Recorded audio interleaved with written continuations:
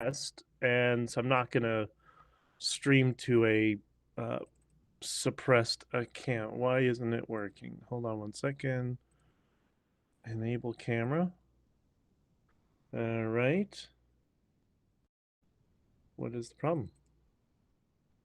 Why aren't we here? Hold on. Oh, there we are.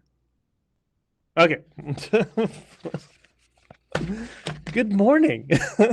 And if I seem like I'm exhausted, I'm beyond exhausted. But welcome to hopefully what's going to be the best Saturday of your life, Saturday morning of your life, because it is still morning. Welcome to the Freedom Coffee live stream, where we celebrate the freedoms that we have, and we look forward to expanding those freedoms in the future. And we come together with different strategies, and we do that around a cup of coffee or tea for friends like Mike and some of my other mates in England who can't stand tea. So take a sip, and once you do, you're going to enter a state of positivity on the count of three. 1, 2, 3. Anyways, good morning, everybody, and an amazing morning to all of you. Really, this is it's gonna be. If I seem like I'm a little bit low on energy today, oh my god, I'm so tired. I'm so tired. I'm in the middle of. I thought last month was gonna be Hell Month. No, this month is Hell Month. But you can help me by liking and sharing and subscribing this stream. And yeah, so what I've been catching up with a whole bunch of things that I've unfortunately had to neglect for some other projects for a long period of time. One of them is keeping the wheels turned on the truck, because I got to get caught up with a whole bunch of stuff that's kind of complicated, and there's going to be a lot of changes later on in the year. So some people have asked me, why aren't you live streaming more regularly? So I'm trying to do every Saturday and squeeze in, if there's a day in the middle, which there won't be for quite a few weeks at least, but I'm working towards something that I will be live streaming more in the near future. So my promises. All right, let's see. Today I'm trying to test again, like I tried last week, to test all these other streams and accounts that I'm connected with to see if they're working. And oh, look at that. It looks like it's actually working. So this is amazing. That's good news for everybody.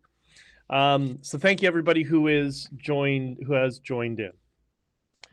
A couple of things I think you're noticing. We're getting into the summer season, so you're starting to see all the summer headlines that are going to be repeated and regurgitated every time you turn on either the news or legacy news, alternative news even, because that's now become equally co-opted in some aspects, Twitter, all that sort of stuff. So this is what I think we're going to see. I might edit this list. This is just coming to me while I was going through some stuff. Morning, Jesse. These are, I think, going to be the headlines, same headlines in what right now is April. So I think these will be the headlines from now to April, every day through repetition, the same nonsense. So one is going to be Stormy Daniels, something Trump. So you'll see that every day. Stormy Daniels, Trump, whatever. Because they're trying to eat away at the Christian conservatives that support him. So through repetition, they're trying to defame him in their mind through this whole strategy, which we're going to talk about in a couple of minutes, priming. The next headline you're going to see frequently is Trump says blank something, blah, blah, blah, racist, indicted. So you can see those words, Trump, racist, and indicted, over and over and over again to try to brainwash people. Welcome to politics in the year 2024. If you're in Canada, you're going to see Pierre Poilievre, who is the leader of the Conservative Party. Pierre Poilievre endorsed by known racist Trudeau protecting women.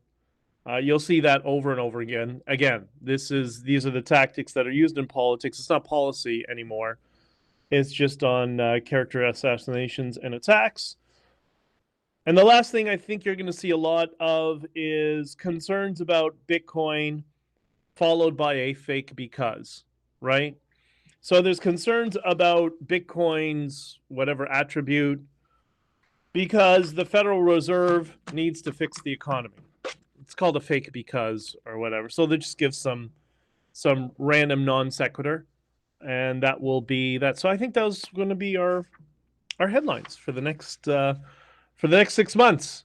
So more reasons not to believe the fake news. All right. I'm going to talk about a little bit of the priming hysteria that we're seeing online, and we're going to see much more of. There's an article in Politico who I think they actually wrote a defamatory article about me a long time ago. I think it was Politico, if I'm not mistaken, long before the Freedom Convoy, when I was involved in politics. And because the Politico is kind of an arm of the Red-Green Alliance, which we're going to go into more detail. So those are kind of the communist cackles who just run smear campaigns on people. So it's completely fake. But the article is how Donald Trump gets special treatment in the legal system. How Donald Trump gets special treatment in the legal system. So I think by special treatment, do they mean lawfare, like excessive lawfare? And not just one case, but multiple cases? This is not about liking or disliking Trump. I'm just using this as an example of the strategy of priming. This is a perfect example.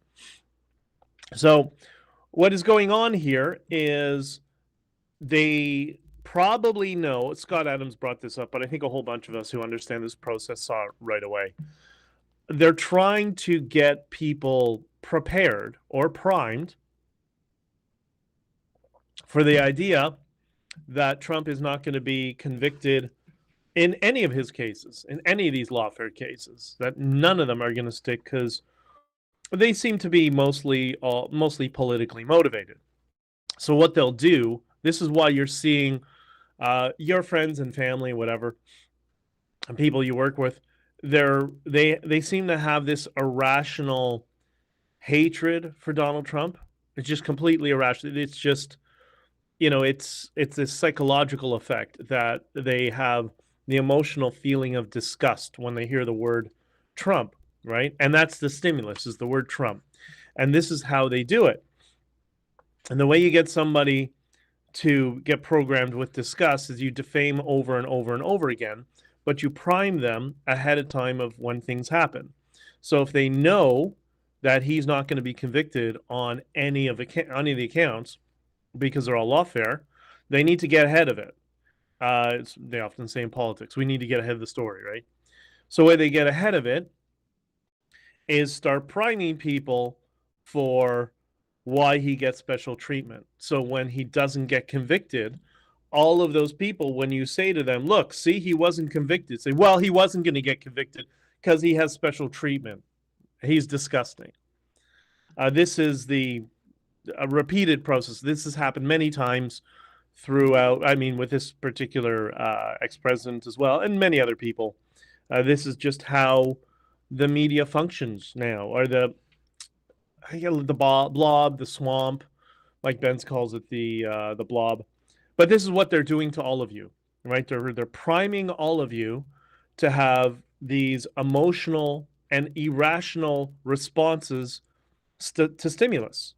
And I may give you another example. Well, another example, there's there was another stabbing, this time in Australia, in a shopping mall by an Islamist who went around killing people until he was shot. And what do you see? You see all of a sudden the hardcore, I call them ISIS in a suit, the Islamists like Mehdi Hassan and people like that they'll just immediately get into action and start repeating over and over again the term Islamophobia. The people were just killed, so they go on, because this is the tactic. They're not there to talk to you. They're there to subvert the West. They're there specifically to lie to you. So somebody is a victim of Islamist extremism, Islam most affected. That's what it is. And so what they're trying to do is they're trying to prime the same people on the left who have this disgust for Trump, like that sort of thing. We all see the woke left, right? They're trying to prime them that anytime they hear the topic of Islamists, Islamic extremism, whatever, to respond to the stimulus in defense of it. That's what they're doing to you. This is what our legacy media does. And they didn't like that I used that against them in the Freedom Convoy because I understand all this process. Anyways. And these are the steps used in changing people's worldview. This is why you may have friends that were liberal in the past, but reasonable.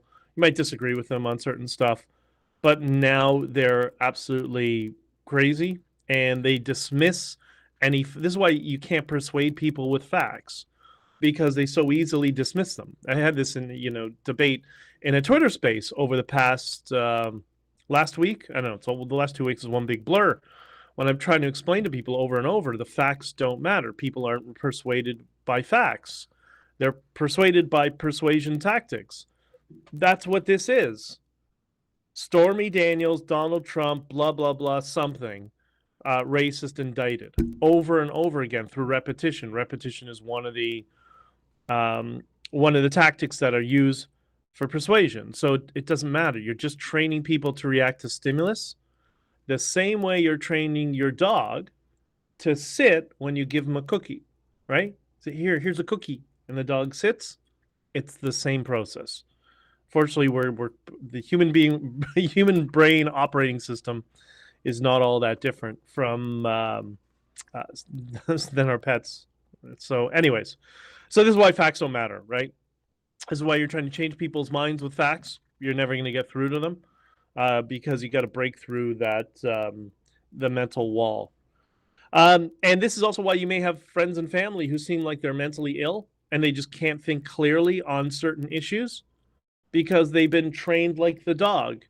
Here's a cookie, you respond this way, and you're trying to come in and rationalize with them in between. It's never going to happen until you understand how to use those strategies against people.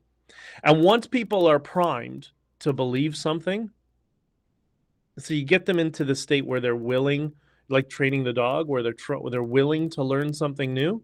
They're willing to learn that Trump is Hitler. They're willing to learn that Islamist extremist is peace. Then you're never, once you prime them to that state, good luck getting them out of it. You have to, unbrainwashing people is possible, and time is a big factor. We saw that with another example, Freedom Convoy, right? When all of the political swamp put all that energy, time, and money and coalescing all those groups to harass and smear myself and some others, I was the one they were most concerned because I've been screaming about the Islamists in the Conservative Party for many, many years, and they want to just pretend it doesn't happen. That's why they threw 𝐵𝐷𝐄𝐎 under the bus. What they were trying to do is to prime you into, oh, BJ's bad. BJ's a bad guy. BJ's a bad guy. It's always ambiguous claims, of course, or just complete fabrications. Same idea, same process. So they primed people to believe in this, and then once you try to explain that, oh, no, here are the facts, what did I tell you? Facts. People are never persuaded by facts. So it's the same process being used over and over again. And once you understand it, how it works, it's pretty easy to anticipate. Like that's why it's easy to see where people have been assigned their opinions. And you might see this too. You may have friends in your family that they're regurgitating certain talking points if you watch legacy media. And you'll know, oh, you watch CNN or you watch CBC. How do I know? Because you're repeating word for word what they say. That's just the human being operating system. Anyways. So these, oh yeah, and I found, so I'm trying to do a little bit of research on a few things, and I came across some website about myself. And these are kind of the entities that are being created online, these fake news entities and all that sort of stuff that are there to prime all of you in the same way. And I found something, I don't know how it came up. I wasn't even searching it, but it came up about me in some website called Press Informant. So this is a perfect example of a psychological priming publication, if you will. And it says towards the end, and see if you can catch this, Jesse. All media is biased. Well, all people have bias. Yeah, for sure. We'll get to that in a minute, Jesse. By the way, I hope you liked the. I hope you liked the Twitter video I posted about the bird. But anyways, that was for you, by the way. All right. So in this press informant article, which was a hit piece about me that was done during or towards the end of the Freedom Convoy, I think it was the end of February, when they're going out of the way to prime you to turn against me. It said at the very end, when it talked about BJ Dichter, Wikipedia, age, etc., it says, and I quote, "He was a former diamond sculptor, and once more in 2015, he used to non-public a digital printing service enterprise. Nonetheless, his current job is unknown." So I'm reading this word for word, quoting exactly. I copied and pasted the quote. So one more time. He was a former diamond sculptor, and once more in 2015, he used to non-public a digital printing service enterprise. Nonetheless, his current job is unknown. Did you catch it? Person doesn't speak English. That's right. Whoever wrote that doesn't speak a word of English. Have you ever bought something from Amazon that comes from China? A little electronic gadget, a Bluetooth thing, or something you need to open up the instructions and read the instructions? That's what you get. Somebody who doesn't speak English, who's putting it into a really base level translator and just publishing it. That's where all this psychological priming is coming from. You notice on my Twitter, I've been speaking a lot about this past week, the Red-Green Alliance. This is where it's coming from. I mean, there's more. I took some more quote. Oh yeah, Benjamin. Here's another quote. "Benjamin is a rival who was as quickly as renamed Islamophobe for incorporating assorted conspiracy theories." Doesn't speak English. This is foreign. Or as we say, it's foreign as, you know? All of this are examples. This is examples of exactly what I've been trying to warn people about all this week and for many years, and while doing the Quiggin Report and other podcasts. This is the Red-Green Alliance. This is what's tearing apart the West. This is the foreign money being utilized on the internet to brainwash and propagandize people. Yeah, what do communists know about brainwashing, right? It's not like the Russians did that. It's not like they might have learned from the Russians, aka Yuri Bezmenov. It's the Red-Green Alliance trying to brainwash all of you against Trump, against, I guess, myself and other people who are not collectivists and who are adversarial towards people who are trying to subvert Western society. They run these fake news publications that are badly, and what they want to get, by the way, it's the headline that only matters, right? Because they know 80-some-odd% of people won't read the article, so they just put a defamatory headline and that's it. But this is the Red-Green Alliance destroying the West. And then what's the other aspect that the Red-Green Alliance does? Blame the Jews, right? By the way, the Red-Green Alliance, if you need to understand that, that's the communists and the Islamists.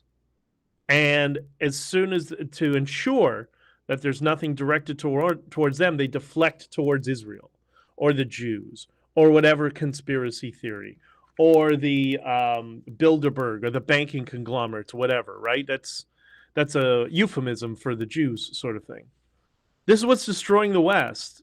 And it's so frustrating that people who, quote, fight anti-Semitism won't articulate this to people, won't explain it. It's a deflection tactic to destroy the Western world, Western individualism. That's what they're doing. You ever see anybody who's irrationally blaming a country that is the same population, or I think a little bit smaller than El Salvador, for all the world's grievances. The country's not that important. I'm sorry, just, you know. But this is the strategy of priming people to buy into this shit. This is part of the reason I knew Fed McKenzie and that whole group who went down this rabbit hole of BS were operatives, because they're operatives in the same way. This is how the messy, murky swamp is working to subvert the West. It's crazy. And the other question is, does priming happen on the right? Of course it does. Of course it does. Or at least priming directed to the right is a good way to describe it. The Fed McKenzie guy is a good example. Is a leftist who, like, there's a lot of people who are left wing, but they think they're right wing, right? And the left wing thing, we know it's not entirely applicable to the world today, at least in terms of political parties.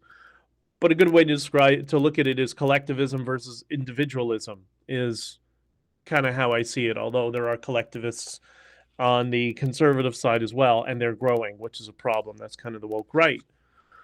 But if you see that there's this sort of behavior coming from your side, it's the same thing. It's the same priming for brainwashing. And so these leftists who think they're right wing, the reason they are leftists and they're not right wing, yeah, they might be racist, they may say stupid things, but they're not right wing. They're left wing because they want centralized social control. They want rules and regulations based on their ethnicity or ethnic identity.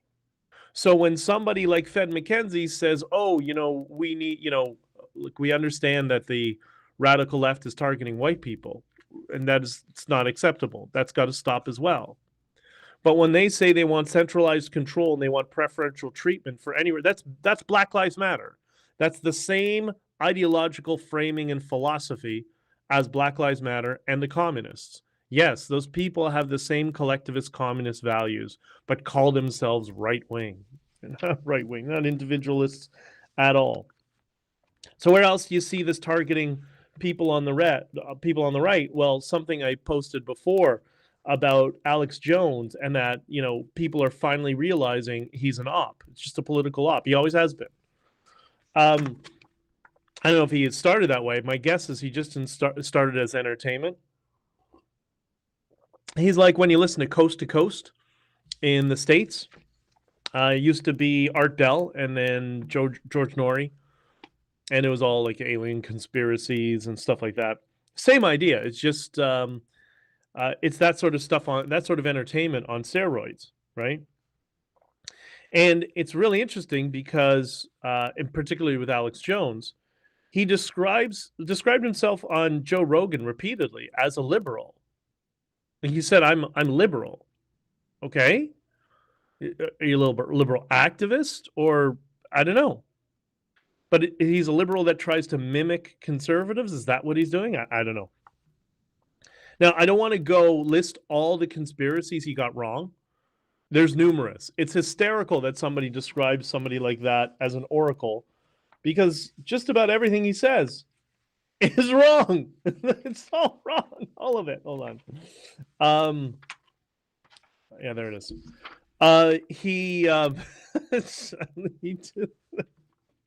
I'm sorry, everybody. He's not an oracle who predicts the future. You think he's an oracle that predicts the future? Really? Really? Really? He predicts the future. Really? All right. Or perhaps he's just entertainment, right? Perhaps it's just fun and games.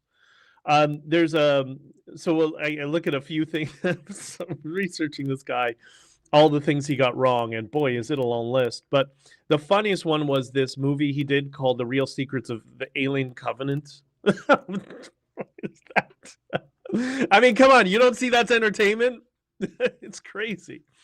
Jesse, what's a diamond sculptor? I guess they were trying to say lapidary, but I was never a lapidary. I was a gemologist and diamond grader.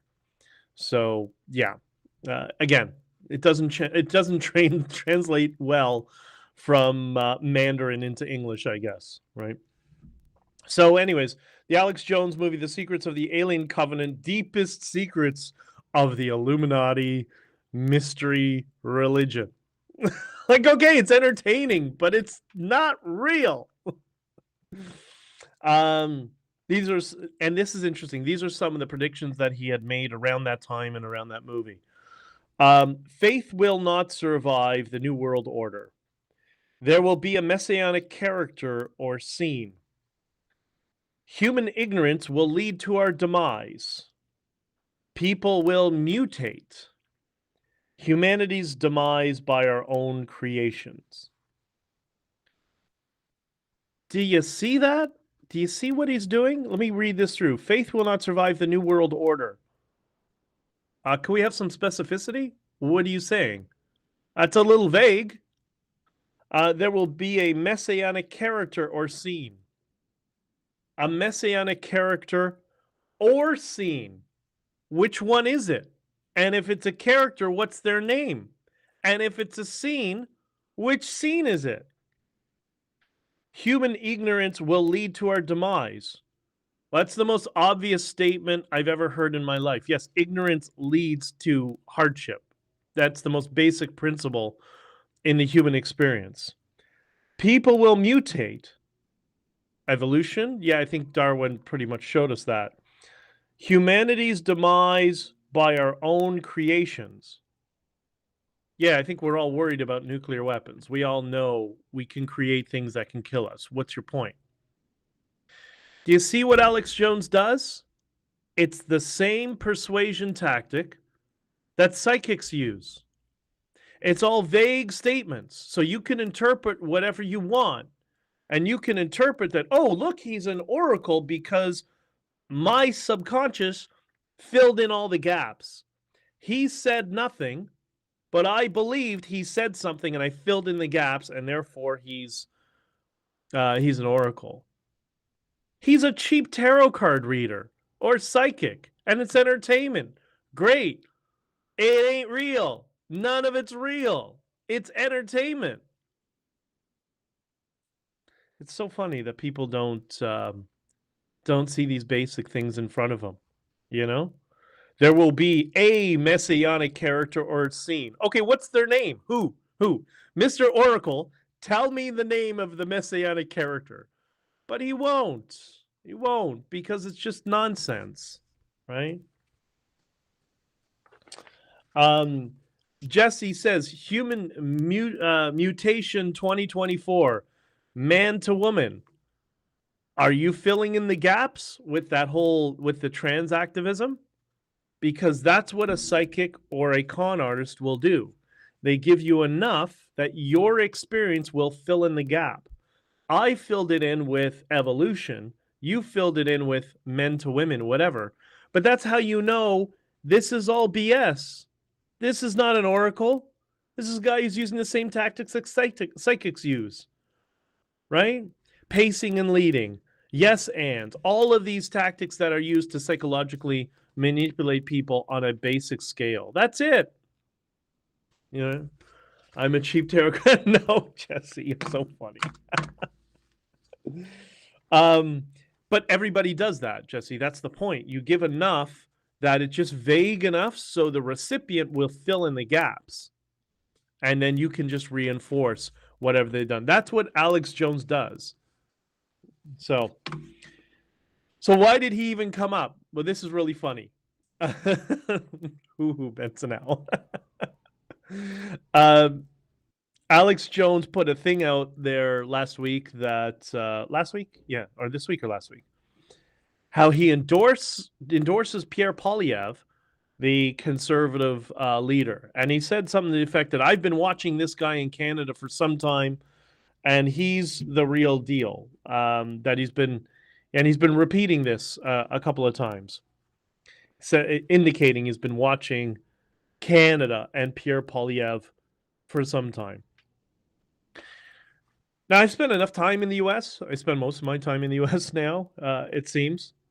And I'm sure many of you have as well. Alex Jones is from Texas, right? Alex Jones couldn't find Canada on a map of Canada with big letters labeled Canada.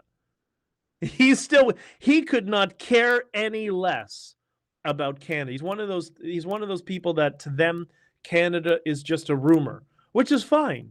It's fine. He's American. He's going to deal with the United States, whatever. But this is classic textbook black propaganda, right? Show the regular people that a maniac is supporting Pierre Poilievre, and then it becomes guilt by association. It's a smear by association. Oh, this maniac mentioned Pierre Poilievre's name, therefore Pierre Poilievre equals this maniac.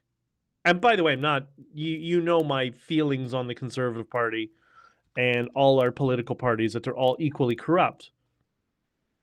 But remember, Alex Jones said publicly on Joe Rogan, I'm a liberal. He's in it for the money. He's for hire, right? Wouldn't it be fair to say that perhaps Alex Jones is there to cause a little bit of chaos? Because it makes more money for him, for people like him. It's the same effect with legacy media. When people like Trudeau, authoritarian monsters, are in power. Because then there's a boogeyman that they can propagandize all of you against, right? What happens to his revenue stream when Trudeau is out of power? How many of those fake Fed ops that co-opted the Freedom Convoy or built an audience around, Trudeau is evil and all that sort of stuff, they have no future. Once Trudeau's out of office, they're done. They're going to be dropped by the political class like a lead balloon because they'll be seen as a liability, and they've invested all of their time in propping up the latest blue suit that's supposed to save humanity, right? Which is not going to happen. That's not how life works. So I don't know. It's just very, it's interesting that people, we anchor ourselves emotionally to certain people. We all do that. A good example is you're seeing it now in politics, but you used to see it a lot in music, right? That people would anchor themselves to positive emotional states based on musicians and the music that they played, and the positive experience that got anchored to. That's why people become so loyal to musicians. You also see it in a very extreme case when, for the teeny bopper crowds, when girls are 13, 14 years old, they're in that sort of that age of transition of their lives. If you look at any audience at a K-pop concert, you'll see the girls are often hysterical about them. We saw that with the Beatles, Elvis Presley, because they get emotionally anchored at a time when, for teenagers, it can be a little bit emotionally rough, but they anchor themselves to a positive emotion around a musician. Well, they're trying to do that now with politicians. This is this is the whole phenomenon of building a cult of personality. That's what they did with Trudeau. That's why there's people, no matter what you show them in front of their faces, blackface, freezing bank accounts, although that starts to break through a little bit.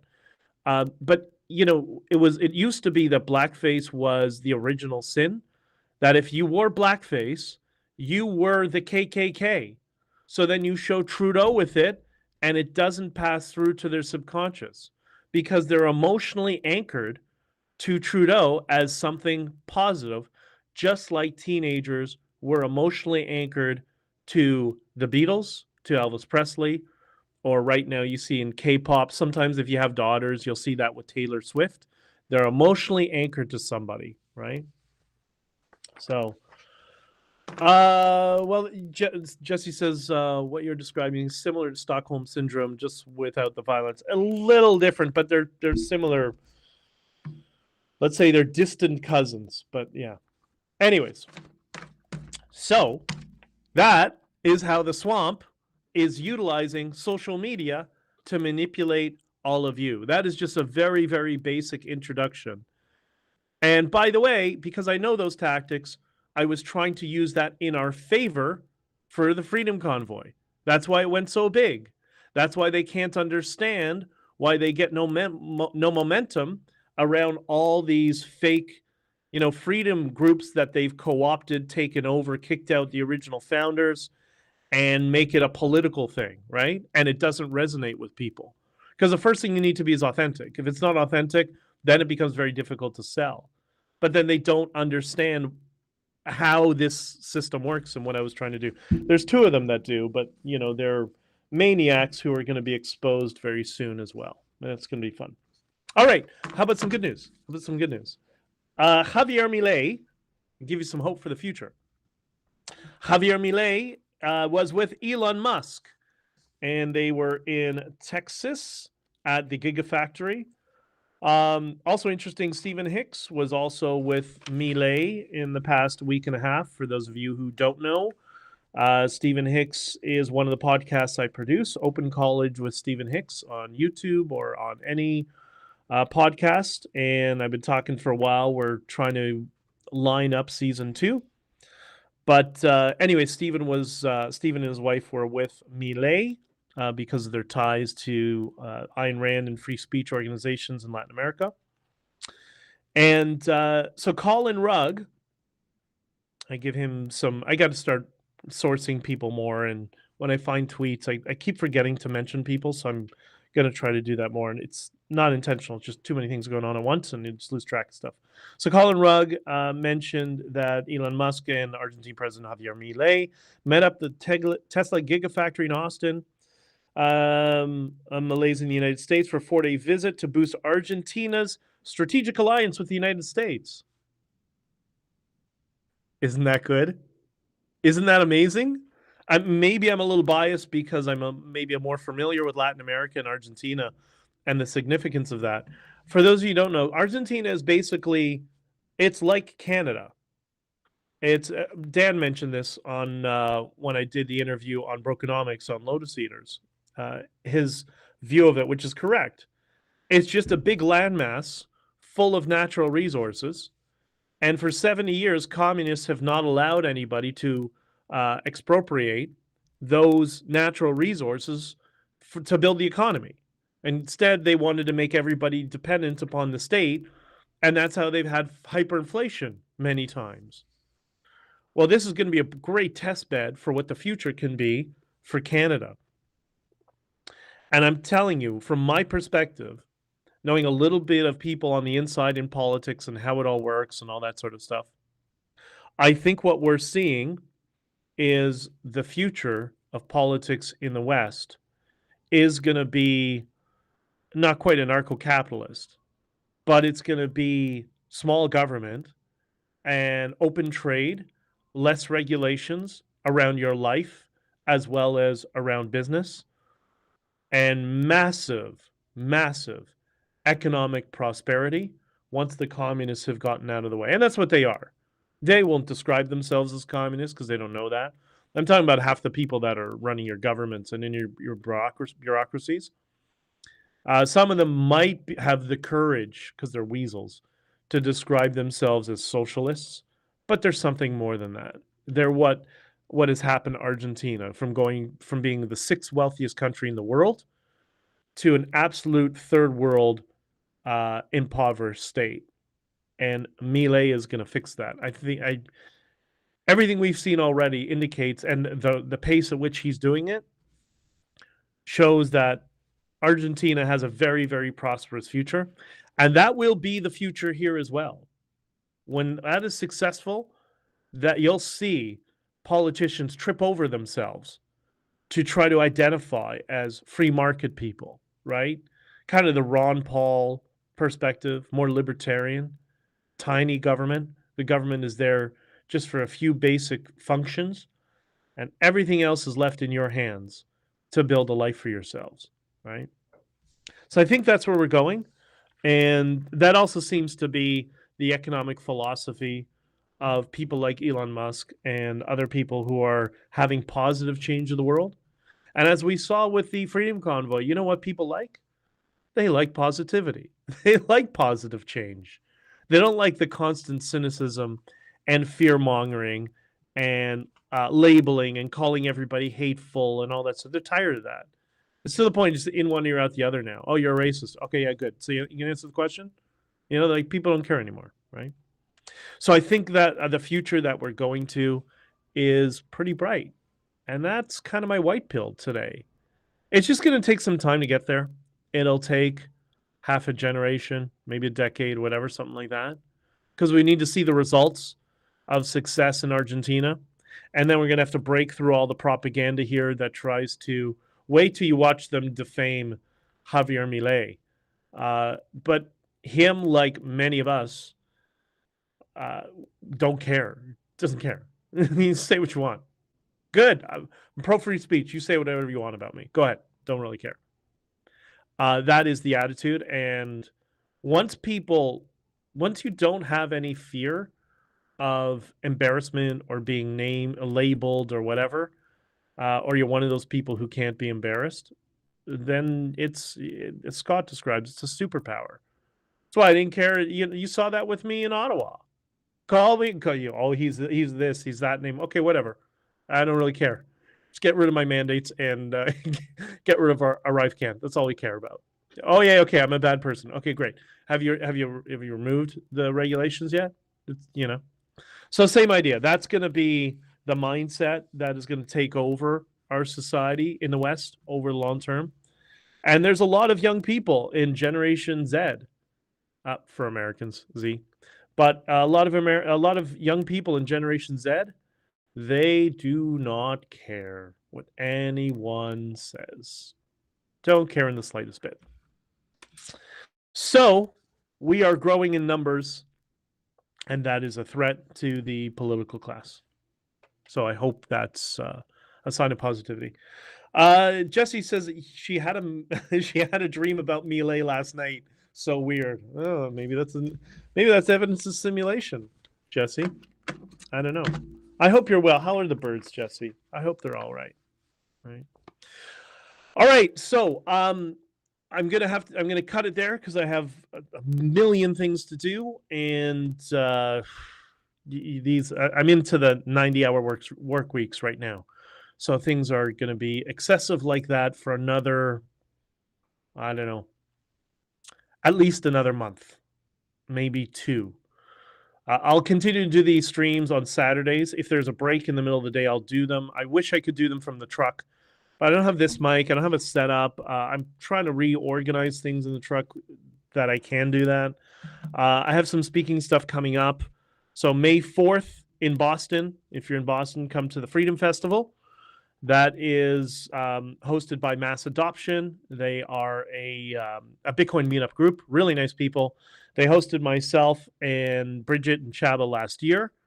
And I'm going to be doing a book signing and giving a speech there as well. So come on out to Boston if you can. Actually, I shouldn't say Boston. Wait, what am I saying? The night before is at the MGM Grand in Springfield, Massachusetts, home of the NBA Hall of Fame, which is the only thing I know about that city. I drive through it a lot. Cute little city. And it's going to be hosted in Connecticut, right on the Connecticut border, so very close to that. So that should be very cool. And then on May the 18th, I'm going to be in Montreal at the Canadian Bitcoin Conference, and I will be on a panel speaking there as well. So if you're near Montreal, then come see us there. And then I got some other stuff already lined up later on in the year, which is why I got to, unfortunately, have these grueling few months to get through some stuff. But at the end, it's going to be great. Okay. Yeah, Al and Jesse. Jesse says, be safe, avoid bridges, and have a good time. Do you know how many people have called me while I've been in the truck, because I've been in it a lot lately, and often I'm crossing a bridge, and they'll always say, I hope you're not near any bridges. And I just want to make it clear, that bridge that collapsed in Baltimore, I didn't do it. Just to make sure that's clear. You can't blame me for that. Anyways, I love you all. Jesse, I love you too. Thank you for being here. And everybody else, and people who are watching now or watching in the future. I will see you again at the very least next Saturday, maybe before if I can do it, but I'll get through this difficult time and then we'll be a little bit more. Well, I got some big surprises planned for later on in the year. All right, go have an awesome day. Be good to people and be kind to people. And I'll talk to you all soon. Bye-bye.